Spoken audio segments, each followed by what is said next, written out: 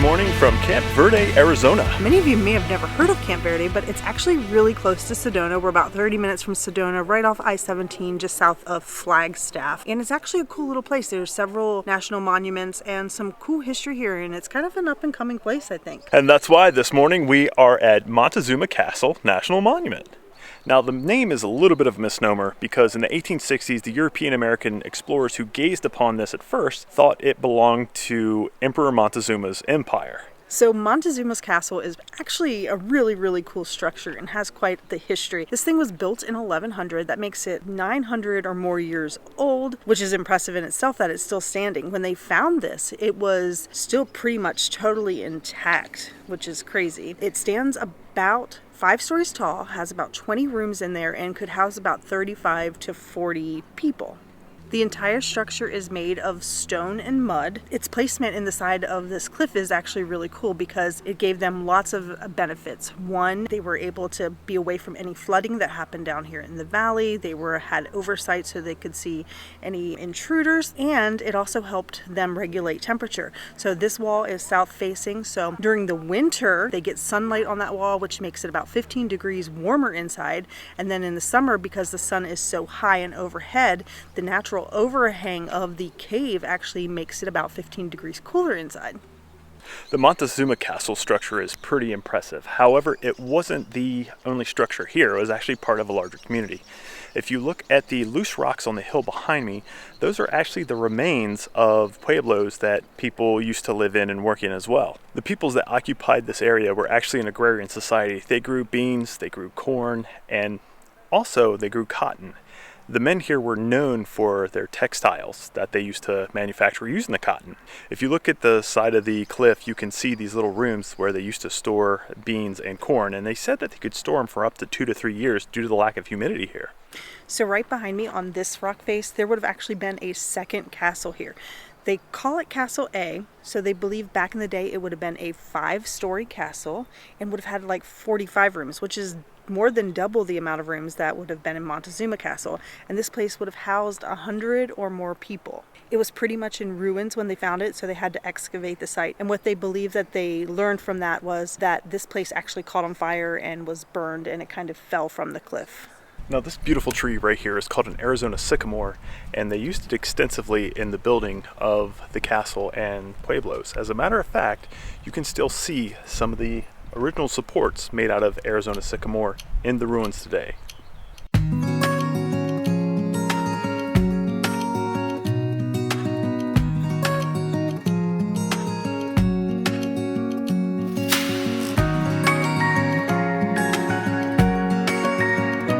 As we're leaving Montezuma's Castle National Monument, we came across this little fry bread stand. Yeah, it's like right at the end of the road, and it looks like they're open most days. So on weekends they have fry bread tacos. We're here on a weekday, so we just got regular fry bread. I got one with salt, Sandy got one with honey, so kind of sweet and savory deal going on.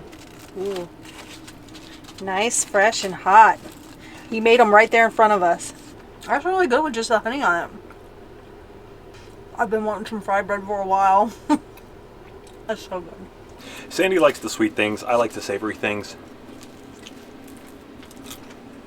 This is so light and fluffy. A little chewy. But now that you tried your salt, try the honey. Get the honey. It's so good. Yeah, the honey's really good. We've driven about maybe 15 minutes down the road, and we are now at Montezuma's Well. This area is part of the Montezuma Castle National Monument. You take a short little hike up this trail, and you get this gorgeous view of the well itself. The well, I think, spans about 360-ish feet across. They say that the depth is about 55 feet until you hit a false bottom. There's vents that actually jettison water up into the well that make it really hard to find out how deep this is, but they think that it's maybe another 65 feet to those vents. This place is really impressive. So this well holds about 15 million gallons of water. Every day, about 10% of that is actually replenished. So about 1.5 million gallons of water comes into this well every single day. The next question would be, where does all this water come from? So the sign I read says that the water comes from the Mogollon Rim, and it travels over 10,000 years to get to this well. So it goes through a limestone layer and kind of percolates and travels slowly. Normally, the water would just continue to travel through the limestone, but here it actually runs into a vertical wall of basalt rock, so volcanic rock, and then it can't get through that rock, so it actually rises. And over time, that rise of the water and buildup of the water here actually caused the limestone dome that used to cover, travertine dome that used to cover here, to collapse and create the well. Some tribes believe that this place was the origin of life on Earth, that them and their ancestors actually came out of this well in the very beginning of time.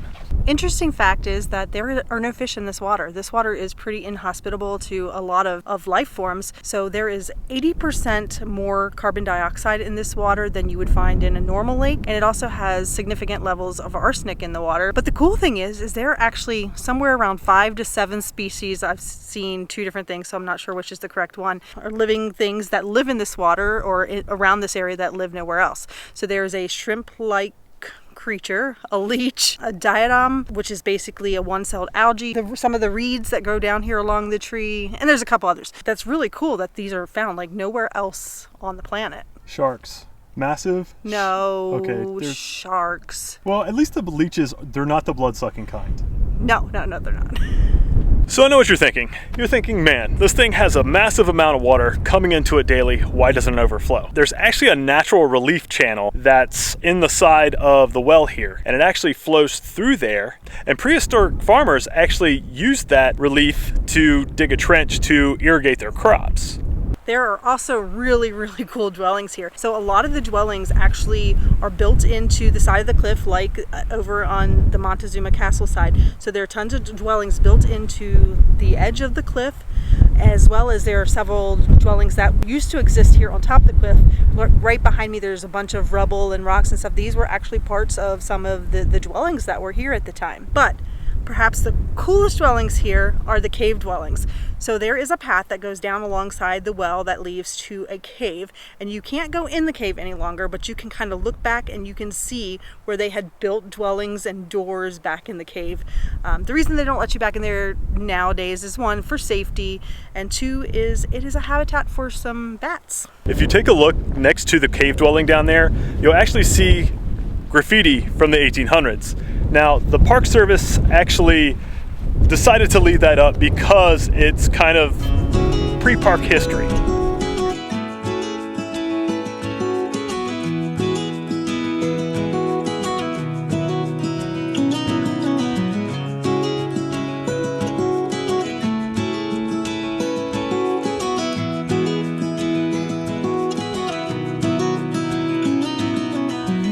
So after you've explored Montezuma Castle and Well, which are an amazing national monument, we highly suggest coming into the town of Camp Verde and checking out the Fort Verde State Historic Park. This park will kind of transport you in time from the 1100s to the 1800s when settlers started to come into this area, and that's one of the reasons why this fort was established. Just imagine you had all the indigenous people here, and then as we had settlers kind of coming into the area, we had prospectors prospecting for gold in Prescott or copper in Jerome or any of the other activities that were going on. The people felt the need to also have a military presence here. We are currently in one of the preserved houses here on what was called Officers Row, and this actually was the commanding officer's house. Whoever held the highest rank, this is where they would live. You can see that the walls are the adobe style walls that are covered with plaster, and you get a really nice kind of feeling for how they would have lived back in the day. One thing's to note before you step in here, they have what's called a mansard roof. It looks like a shaker roof to me. I don't know the difference between the two, but it's beautiful. Now, if you notice, there are QR codes around here. When you visit here, that is definitely worth clicking on. It'll take you to little videos of people in period dress explaining just the ins and outs of everyday life during that time here. So if you were a single officer, you would stay here at the bachelor's officer's quarters. Not as nice and not as ornate as the head honcho's house, but it still looked like pretty comfortable accommodations. Now, granted, this was for officers, not for the general members of the cavalry or the infantry.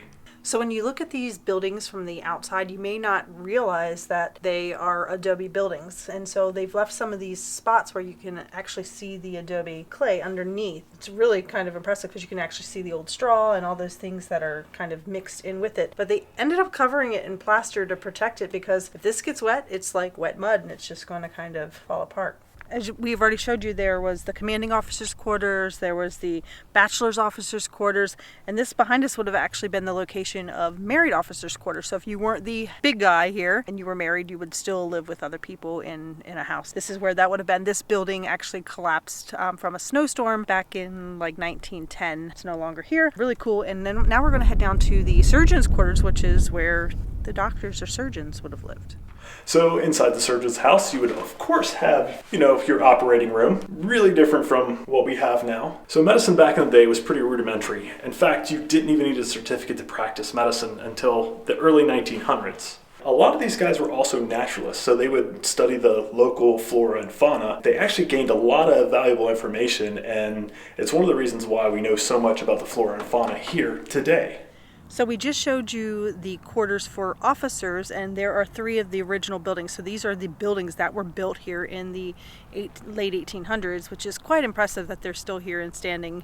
They're pretty much the only buildings that are left. Just to give you a better idea of how this whole fort would have been set up, across from here, on the other side of this field, would have been like the barracks for like the enlisted personnel, a guardhouse. There would have been a hospital where anybody who needed any kind of hospital care, and then behind that would have been stables and stuff like that, as well as there would have been like a commissary and shop and things like that over there as well. So this is where we think it's important to share that, like, if you haven't noticed from watching our videos, we like to visit historical places and learn about the history of this country and the peoples, whether we agree with the history or not, or what happened, or how the military went about it, or the war, the American Indian Wars, or any of that. That's not the point. The point is to preserve the history, to teach the history, so we know where we've come from, and hopefully we can not do the bad things in the future. That's right. There was a lot of stuff that went on here that, we look back on and say, it's terrible things to do. There's a lot of modern comparisons today that you can take a look at, and we do the same thing. And I think learning about history helps you, avoid repeating the same mistakes.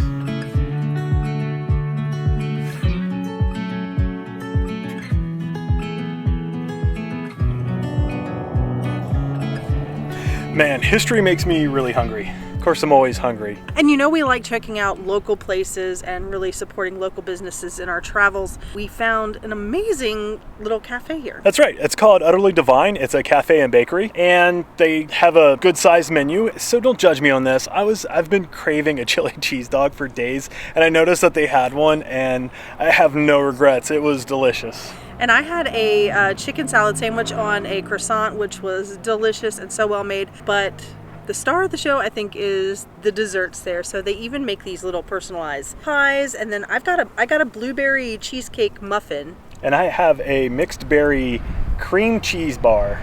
And we're going to eat those later. But I took a little bite, and it's pretty delicious. Now, if you want one of the pies or baked goods, please get here early, because they were starting to run low. Yeah. Starting to run low. Around noon. Make sure you also, when you're here in Camp Verde, you take a look at the downtown area as well and stroll around. It's not a very big downtown, but it's definitely up and coming. There's some cool businesses, some really highly rated local restaurants throughout this area too. So I think, Camp Verde, with its proximity to Cottonwood and Sedona, may be pretty up and coming here soon. It's one to keep an eye on. Well, once again, thank you so much for coming along with us. If you like this video, make sure you give us a big thumbs up. Make sure you hit that subscribe button. And if you have any questions or comments, feel free to leave them below. I think you said it all. All right, guys, until next time, stay wonderful. Call it a day.